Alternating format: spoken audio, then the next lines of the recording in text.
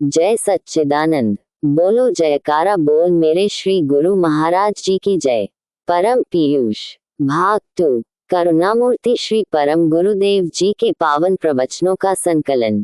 संपादक संकलक पूर्णानंद चिदानंद मुनि जी। प्रकाशक श्री अद्वैत स्वरूप आश्रम तुपुदाना हटिया रांची झारखंड।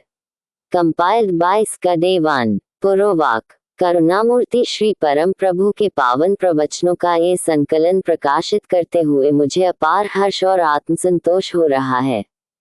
इसके पूर्व भी अनेक जगहों से अनेक रूपों में ऐसे प्रकाशन किए गए हैं, किंतु यहाँ जिन प्रवचनों को दिया गया है वे संभवतः विरल हैं, जो परम ज्ञान प्रकाश के बहुत पुराने अंकों में यत्र तत्र बिखरे पड़े थे और अब वे जीर्ण शीर्ण पन्नों में धूमिल होकर मिट जाने वाले थे। पुराने अंकों से बड़े मनोयोग पूर्वक इन्हें छांट छांट कर निकाला। परम प्रभु के वचनों के मर्मज्ञ एवं भक्तिभाव रस रसिक प्रिय भैया मुनि जी ने इन्हें प्रकाशित करने की प्रेरणा दी। आजन परमानुरागी गुरुकल्प बाबा सच्चिदानंद जी श्री श्याम सुंदर बाबू जी ने पांडुलिपि को एकाग्र भाव से सहेजा। प्यारी बेटी मनीषा ने अनेक तरह से सहयोग दिया। प्यारे भैया डॉक्टर शून्य अनिल जी ने एवं खूब शौक से इसे मुद्रित किया। वाराणसी किशोर विद्या निकेतन के स्वामी प्रिय भाई संतोष कुमार द्विवेदी जी ने जिस प्रकार एक सुखद सुंदर भवन के निर्माण में अनेक लोगों का श्रम कौशल व्यय तथा शिल्प निपुणता का समावेश होता है, तब कहीं भवन की भव्यता निखर पाती है, उसी प्रकार ऐसे पवित्र कल्याणकारी वाङ्मय के पुस्तकाकार ग्रहण करने में भी अनेक क्रियाकलापों एवं शब्द कौशल की भागीदारी होती ही है। परम प्रभु सर्व कल्याणकारी भावों के गाता क्रांतदर्शी आत्मनिष्ठ जमाने साज महापुरुष थे। देश काल की परिस्थिति का ख्याल कर मानव मात्र के सर्वतोमुखी कल्याण के लिए उपयुक्त साधन मार्ग का उपदेश उन्होंने किया। इसके पीछे उनकी दीर्घकालीन गहन साधना तपस्या और देश के ओर छोर तक भ्रमण कर सभी मत मतांतर एवं साधु संतों के सानिध्य से प्राप्त विशाल अनुभव का खासा आगार था, जिसे वे अपने आप में समेटे चल रहे थे। सर्वप्रथम उन्होंने अपने महामहिम सद्गुरुदेव नानक कबीर और रामकृष्ण की आध्यात्मिक उच्चता को प्राप्त तपोनिधि श्री नंगली निवासी सद्गुरुदेव बाबा स्वरूपानंद जी महाराज की जान प्राण से सेवा की। योग ध्यान साधना की गहराइयों को नापा तथा मन मान की आहुति देकर अपने गुरु प्रेम और सेवा समर्पण से भक्तराज महाबली हनुमान की उपाधि प्राप्त की। हिमालय की दुर्गम बर्फीली घाटियों तथा गुफाओं में रहकर वर्षों बिताया। वहां अनेक सिद्ध तपस्वी मनस्वी संतों का दर्शन कर उनसे अशेष आशीर्वाद प्राप्त किया। संपूर्ण भारतवर्ष का कन्याकुमारी से रामेश्वरम तक कोई 4 बार एक यायावर की भांति भ्रमण किया। समय के बड़े बड़े चूड़ांत विद्वानों संत महंतों एवं महामंडलेश्वरों के साथ रहे, उनसे शास्त्रों का मर्म ज्ञान हासिल किया। इस प्रकार ब्रह्मतत्व के हस्तामल कवत प्रत्यक्षीकरण के उपरांत लोकमंगल के लिए जनजीवन में घूम घूम कर युगानुकूल साधना पद्धति का उपदेश किया। उस बीच लाखों श्रद्धालु जिज्ञासु दीक्षा उपदेश प्राप्त कर कृतार्थ हुए। शताधिक गृहत्यागी संत साधक विरक्त प्रचारक महात्मा तैयार हुए। देश के कोने कोने में दर्जनों आश्रम एवं मठ मंदिर खड़े हुए। महाप्रभु की वाणी प्रवचन के क्रम में बैठे हुए सैकड़ों हजारों जिज्ञासुओं के हृदय में सीधे प्रवेश कर जाती थी। वे एक हृदयी संत थे जो हृदय से हृदय की भाषा में बात करते थे। प्रवचन के उपरांत सबको ऐसा ही लगता था कि वे उन्हीं के भावों को संबोधित करते थे। इस प्रकार सभी अपने अपने प्रश्नों का उत्तर पा जाते थे। ऐसी विलक्षणता तो सदा देखी जाती थी कि साधारण से साधारण मामूली शब्द ज्ञानी से लेकर विश्वविद्यालयों की ऊंची से ऊंची शिक्षा प्राप्त विद्या विशारद भी बिना बताए बिना पूछे अपने प्रश्नों का उत्तर या जाते थे। महाराज हमें बोला करते थे कि मेरे प्रवचनों को हूबहू मत छापा करो। मैं मंच पर बैठता हूँ तो उस समय मुझे सम्मुख बैठे हजार हजार मनों का जवाब देना होता है, अतः कभी इसकी तो कभी उसकी बातें किया करता हूँ। वे कहा करते कि विद्वान एक विषय लेकर पूरा वक्तव्य उसी के इर्द गिर्द केंद्रित रहकर देता है, एक लकीर पकड़कर और मेढक कभी एक टप इधर तो कभी एक टप उधर मारता चलता है।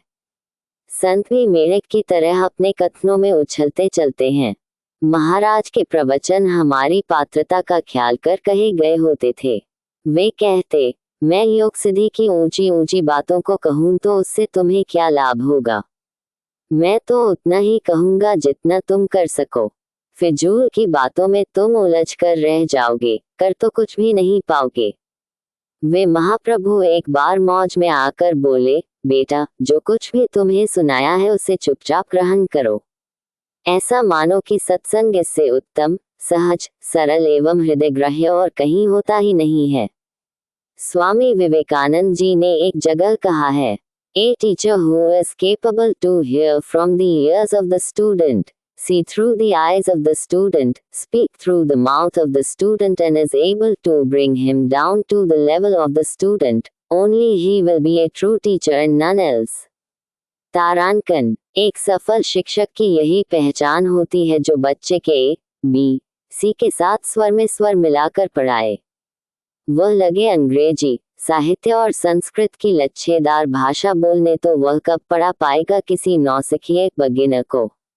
महाराज सधे हुए, अनुभववृद्ध, सत्य का साक्षात्कार किए हुए वैसे ही महापुरुष थे जो अपने वचनों के सम्मोहन में हजारों हजार श्रोताओं को इस प्रकार बांध लेते थे। शुरू के दिनों में जिन्होंने उन्हें देखा और सुना था, बताते हैं कि 8 बजे रात्रि के समय प्रवचन प्रारंभ होता और सवेरे जब चिड़ियों की चहचह सुनी जाती, अर्थात पूरी रात बीत जाती, तब प्रवचन का विराम होता था। उस बीच किसी को आगे पीछे का कुछ पता नहीं चलता था। एक महाशय ने तथाकथित आधुनिक साधुओं की चटपटी भाषा को पढ़कर कहा कि अमुक महात्मा की शैली बहुत रोचक और बातें मजेदार है, किंतु गुरु महाराज की भाषा बड़ी सरल और सीधी सादी है। इसे सुनकर एक विद्वान, जो गुरुदेव के प्रेमी थे, उसकी उपेक्षापूर्ण बातें सुनकर बोल पड़े, हाँ, भोजन में चटनी तो तीखी चटपटी होती ही है, किंतु उसे भरपेट नहीं खाया जाता। खाओ तो पेट में जलन होने लगेगी। भूख तो रोटी दाल चावल खाने से मिटेगी, जो होता ही है सादा, सुपाच्य और सुग्राह्य। महात्मा की बातें जिनमें भाषा का चटखरापन है, वे चखने भर के लिए है, अपनाकर कुछ लाभ प्राप्त करने के लिए नहीं है। उसके पढ़ने से संशय और तर्क की वृद्धि भले ही हो जाएगी। इधर गुरु महाराज की बातें दाल चावल जैसी सादी तो हैं, लेकिन उनसे अपने कल्याण की बातें ग्रहण की जा सकती हैं। कितना बताया जाए उनकी गुणवत्ता को, वाणी कम पड़ जाएगी, भाषा लूली हो जाएगी। सच तो यह है कि गुरुदेव के प्रवचनों की व्याख्या की आवश्यकता ही नहीं है। इनमें एक विशेषता ये भी बताना चाहूंगा कि वे परम प्रभु कभी किसी बात के लिए कोई उद्धरण नहीं देते थे, न ही किसी किताब, ग्रंथ या महापुरुष की बातों का हवाला देते थे। खूबी तो ये कि उनकी प्रत्येक बात शास्त्र तथा पूर्व के महापुरुषों की वाणियों का सार होती थी, जिसे उन्होंने सर्वथा आत्मसात किया था। अपने विशाल ज्ञान के महासागर से वे जो कुछ भी हमें परोसते थे वह सर्वथा ग्राह्य होता, कल्याणप्रद होता था। सामग्री आपके सम्मुख है, आपके हाथों में है। देव मंदिर का प्रसाद समझकर आप इसे ग्रहण करें। बस यही चाहना है और यही हमारे श्रम का असली बढ़ावा भी है। श्री गुरु चरणेषु जय सच्चिदानंद जी। पूर्णानंद परम पीयूष भाग 2। अगले पाठ में प्रवचन सम 01 स्थान डेहरी ऑन सोन मक्राइन दी 01841970। बोलो जयकारा बोल मेरे श्री गुरु महाराज जी की जय। Compiled by स्कदेवान।